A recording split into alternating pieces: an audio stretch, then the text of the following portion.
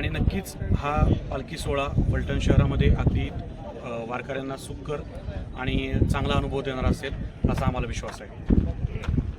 नगराध्यक्ष असताना आपण पहिल्यांदाच नगराध्यक्ष आहात आणि आपल्या नगराध्यक्षाच्या चेअरवर बसल्यानंतर आपण या ठिकाणी पालखी सोहळ्यामध्ये प्रथमच आपण माऊलींची सेवा करत आहात. काय सांगाल त्याबद्दल? एकच सांगू इच्छितो, हे आमचं भाग्य आहे की आम्हाला ह्या पालखी सोहळ्याचा यजमान होण्याची संधी मिळालेली आहे. आमची संपूर्ण नगर परिषद, नगरपालिकेतले कर्मचारी, नगरपालिकेतले सर्व नगरसेवक आणि फलटण शहरातील नागरिक यांच्या वतीने मी सांगू इच्छितो की येणारा हा पालखी सोहळा विनाविघ्न चांगल्या पद्धतीने फलटण शहरामध्ये साजरा होईल. या भागामध्ये येणाऱ्या भाविकांच्या सोय आणि येणाऱ्या वारकऱ्यांची सोय फलटण नगरपालिका योग्यरित्या जबाबदारीपूर्ण पेलेल हे नगरपालिकेच्या वतीने मी तुम्हाला सांगू इच्छितो.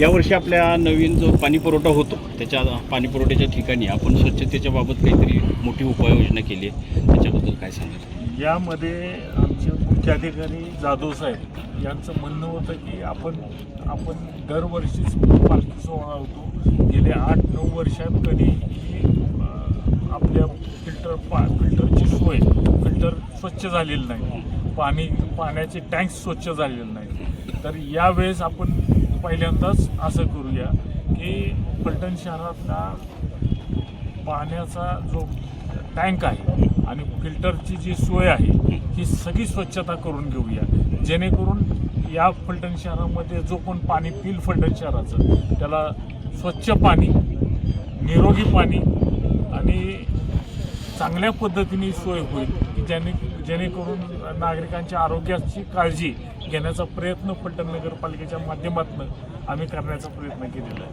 आणि त्याचा एक स्तुत्य उपक्रम म्हणजे हा झाला पालखीसाठी, पण येणाऱ्या काळामध्ये हेच स्वच्छता आमच्या शहराला सुद्धा उपयोगात पडणार आहे.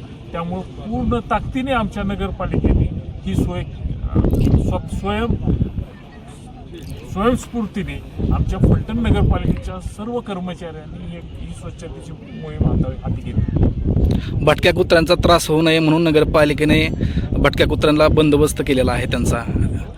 यामध्ये भटक्या कुत्र्यांसाठी आमचा कचरा डेपो येथे निवाऱ्याची सोय केलेली आहे आणि तिथे 200-250 कुत्रे राहू शकतील अशा पद्धती केजिंग केलेलं आहे. त्यांना खाद्याची सोय केलेली आहे, त्यांचं लसीकरण केलेलं आहे, अँटी-रेबीजचं लसीकरण होत आहे. जे कुत्रे जखमी झालेले आहेत त्यांच्यावर उपचार केला जात आहे. आणि यामध्ये कुत्र्यांची ऑपरेशन्स की भविष्य काळामध्ये शहरामध्ये लहान म्हणजे कुत्र्यांची संख्या वाढू नये यासाठी जो प्रयत्न फलटण नगरपालिकेच्या माध्यमातून आणि तिथं काम करणाऱ्या डॉक्टरांच्या माध्यमातून केला जात आहे. त्यांना तिथं वेळेवर खाद्य आणि ही पालखी सोहळ्यामध्ये शहरातील नागरिकांना व शहरातील मुलांना याचा त्रास होऊ नये म्हणून तिथं सर्व फलटण शहरातील जे काही भटके कुत्रे आहेत तिथं त्यांची सोय करून तिथं त्यांना व्यवस्था केलेली आहे. दुसरी गोष्ट, आपण पालखी सोहळा 17 जुलैला आहे. 18 तारखेला आपण दरवर्षीप्रमाणे नगरपालिकेच्या वतीने स्वच्छता मोहीम राबवतो शहरात. तर यावर्षीची स्वच्छता मोहिमेबद्दल काय सांगाल? यावर्षीची स्वच्छता मोहीम गेले 8 दिवस झाले सुरू झालेली आहे. वेळोवेळी प्रत्येक चौक, प्रत्येक ठिकाणं जिथं कचरा होतोय, जिथं जाणीवपूर्वक कचरा केला जातोय अशी ठिकाणं आयडेंटिफाय करून तिथला कचरा उचलला जातोय. तिथं नगरपालिकेच्या माध्यमातून बसण्याचे बाकडे टाकले जात आहेत, बोर्ड लावले जात आहेत आणि तिथं जो कचरा नागरिक करतायत त्या नागरिकांना वेळोवेळी सूचना आणि नोटिसा हे सुद्धा नगरपालिकेकडनं बजावण्याचं काम सुरू झालेलं आहे.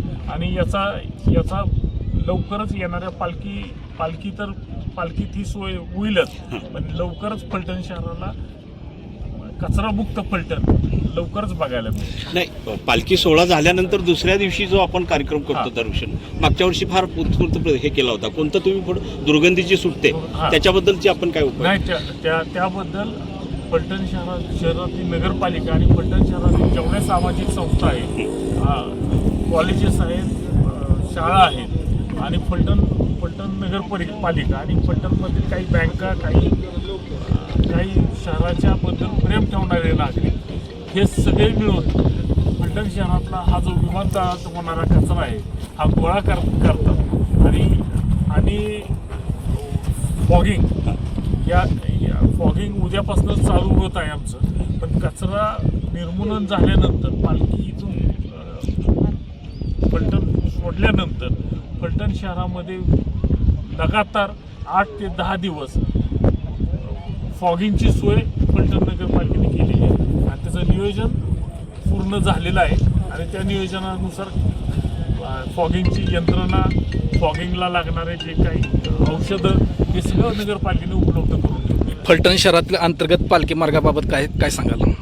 फलटण शहरातील अंतर्गत पालखी मार्ग आत्ता त्याचं काम चालू आहे. तो चांगल्या पद्धतीने पालखी मार्गाचं काम चालू आहे. लवकरच तो पालखी मार्ग पूर्ण होईल अशी आशा आम्ही सगळे बाळगतो आणि जे काय काम थोडंफार राहील ते पालखी गेल्यानंतर येणाऱ्या त्याच महिन्यामध्ये हे काम पूर्ण करून घेण्यात येईल आणि फलटणला स्वच्छ, सुंदर, सिमेंटचा आणि प्रशस्त आणि दर्जेदार रस्ता फलटण शहरामधला तुम्हाला अनुभवायला मिळेल. पालखी मुक्कामी येण्याच्या पूर्वी फलटण शहरामध्ये नवीन पथदिवे किती बसणार आहेत? पालखी मुक्काम येण्याच्या पूर्वी फलटणमध्ये शहरामध्ये कमीत कमी 160 दिवे बसतील.